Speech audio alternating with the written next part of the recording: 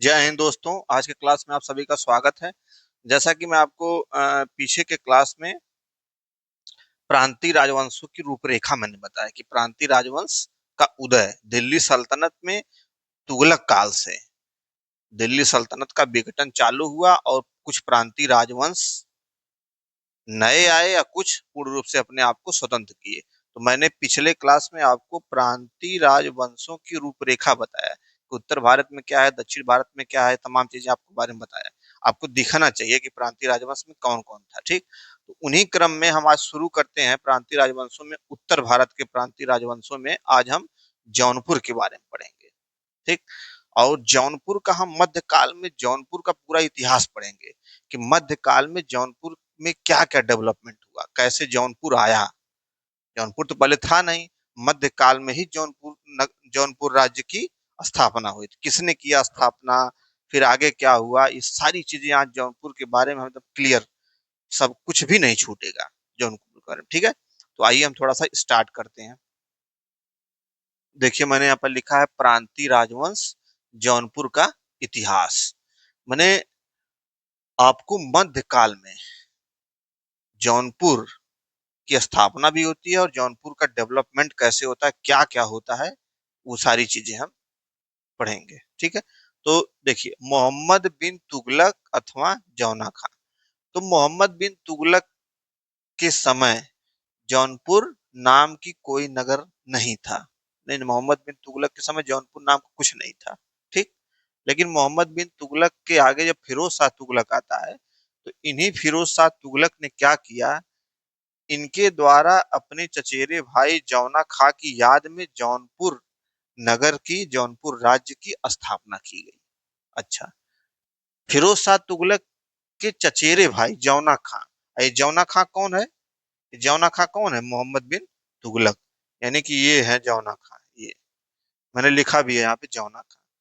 तो फिरोज शाह तुगलक अपने चचेरे भाई जौना खां की याद में जौनपुर नगर की स्थापना की, जौनपुर को बसाया। ठीक, अब देखिए कि यहाँ पे अब एग्जाम में क्वेश्चन कैसे पूछता है। एग्जाम में पूछता है कि दे देगा कि अ, फिरोज शाह तुगलक ने अपने चाचा की याद में, जौन चाचा की याद में, चाचा अपने चाचा जौना खां की याद में जौनपुर नगर राज्य की स्थापना की। अब देखिए, अब आप सोचेंगे कि मैंने च से ही कुछ पढ़ा था, चाचा चचेरा कुछ पढ़ा था, वहां कंफ्यूज होंगे आप। तो आप इसको दिमाग में रखेंगे कि चचेरे भाई की याद में बनवाया, ना कि चाचा। ठीक है, अच्छा, फिर अब आगे देखिए, अब यहाँ पे जौनपुर नगर की स्थापना हो चुकी फिरोज शाह तुगलक द्वारा। ठीक, आगे तुगलक वंश का अंतिम शासक आता है नासिरुद्दीन महमूद। इसने क्या किया, नासिरुद्दीन महमूद ने क्या किया कि ये अपने वजीर मलिक मलिक सरवर उर्फ ख्वाजा जहां को मलिक उस सर्ग की उपाधि दी तथा जौनपुर का प्रमुख बनाया। तुगलक वंश का अंतिम शासक नासिरुद्दीन महमूद ने अपने वजीर, जो इसका वजीर था मलिक सरवर उर्फ ख्वाजा जहां, इसको जौनपुर का प्रमुख बना दिया और मलिक उस सर्ग की उपाधि दी, मलिक उस सर्ग की उपाधि दी। ठीक, तो अच्छा, अभी ये चीज देखिए, मलिक उस सर्ग, सर्ग मतलब मैंने बताया था कि सर्ग मतलब होता है पूर्व। ठीक, अब मलिक उस सर्ग यानी पूर्व का स्वामी, पूर्व का स्वामी। अब आप देखेंगे मैप पे देखेंगे तो जौनपुर कहीं यहीं कहीं है पूरब में।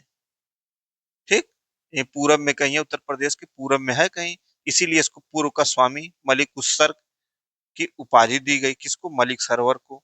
और जौनपुर का प्रमुख बनाया गया। जिसने बनाया? नासिरुद्दीन महमूद। नासिरुद्दीन महमूद कौन था? तुगलक वंश का अंतिम शासक था। ठीक, अब मलिक सरवर बन गए वहां के प्रमुख जौनपुर के। अब जब प्रमुख बन जाएंगे तो इन्होंने क्या किया, मलिक सरवर ने क्या किया कि जौनपुर को दिल्ली सल्तनत से पूर्ण रूप से स्वतंत्र करके एक नए राजवंश की स्थापना करते हैं। उसका नाम रहता है सरकी डायनेस्टी, सरकी वंश। क्योंकि मलिक उस सर्क ही, इसी के नाते इनके जितने भी इनके आगे शासक आएंगे सब किसके संबंधित होंगे?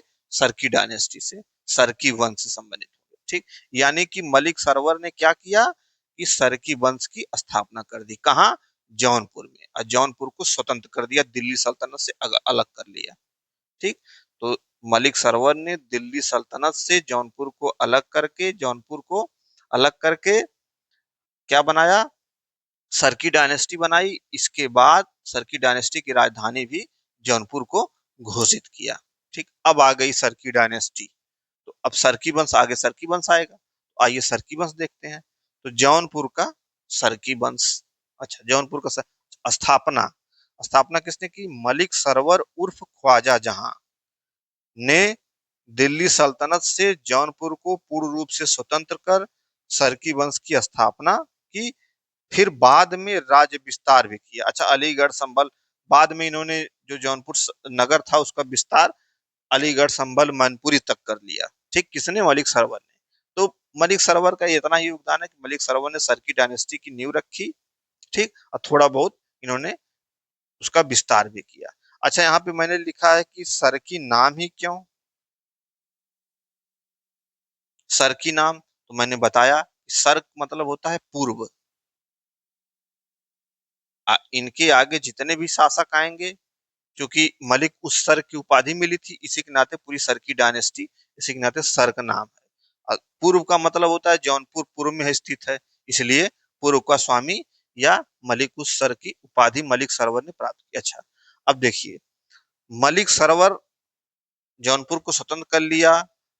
ठीक, साम्राज्य बना लिया, राज्य बना लिया। अब मलिक सरवर के बाद कौन आएगा? मुबारक शाह सरकी।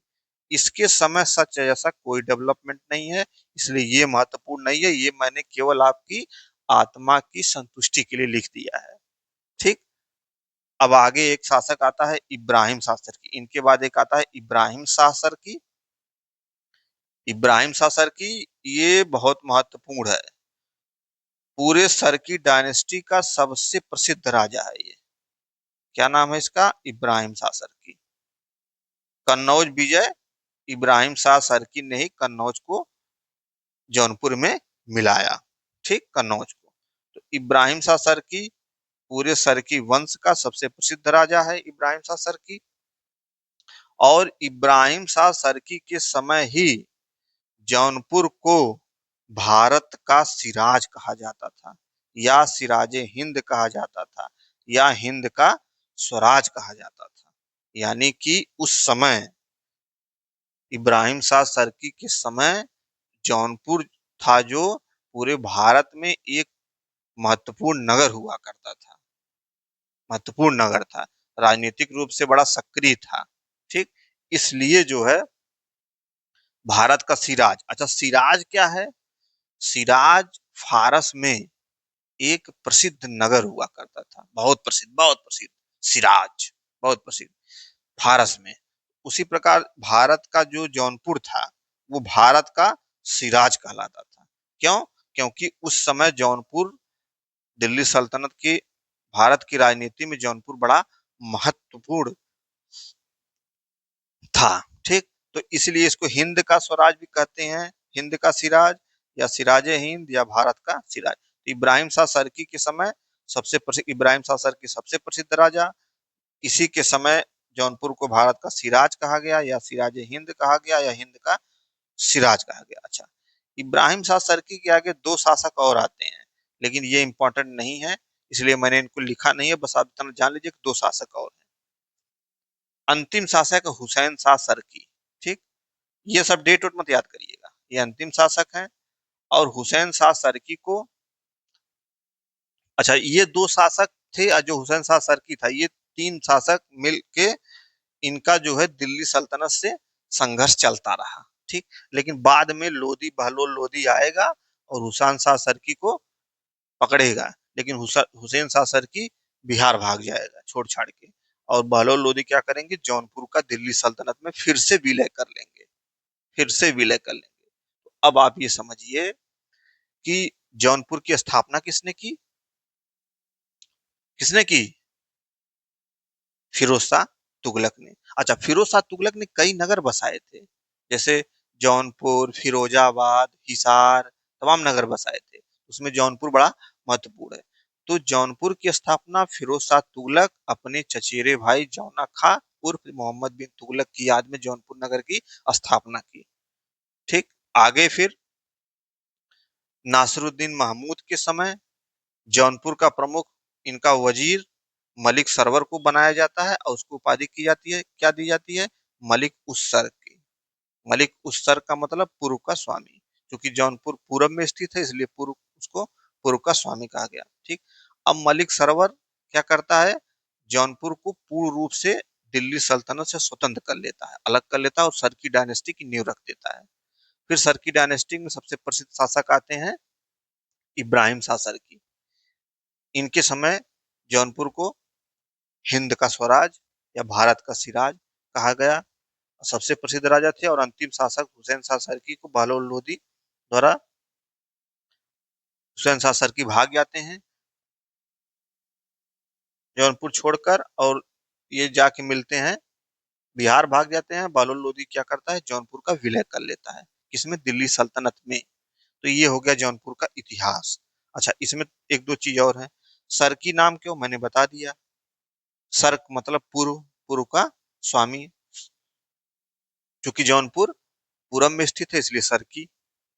सरकी कला, अच्छा, इन सरकी राजाओं ने सरकी कला विकसित, जैसे अटाला मस्जिद, आप जाएंगे जौनपुर घूमेंगे तो अटाला मस्जिद, झांझरी मस्जिद, ये सरकी कला से युक्त मस्जिदें हैं। ठीक है। बहलोल लोदी द्वारा जीत लिया गया बाद में शासक हुसैन शाह सरकी, वही जो मैंने अभी बताया।